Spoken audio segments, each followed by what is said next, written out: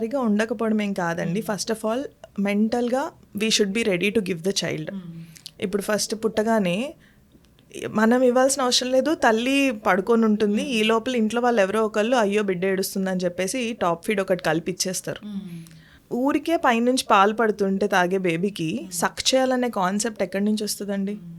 సక్ చేసి బేబీ పాలు తీసుకోవాలి అని అంటే బేబీ హ్యాస్ టు ట్రై, చాలా కష్టపడితే పాలు వస్తాయి ఒక చుక్క.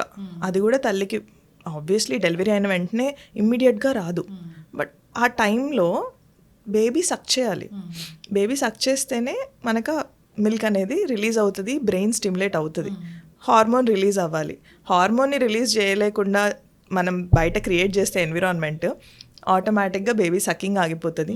లాచింగ్ అనే ఒక టెక్నిక్ ఉంటుంది, వేర్ బేబీని కరెక్ట్గా పొజిషన్ చేసి బ్రెస్ట్కి పెట్టడం.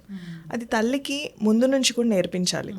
అంటే జస్ట్ ప్రెగ్నెన్సీ అయిపోయి ఫస్ట్ డెలివరీకి వాళ్ళకంతా కొత్తగానే ఉంటుంది.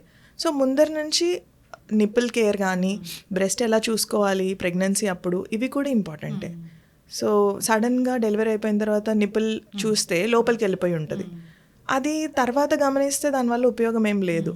So when you can see it before, only then we can give treatment అన్నమాట.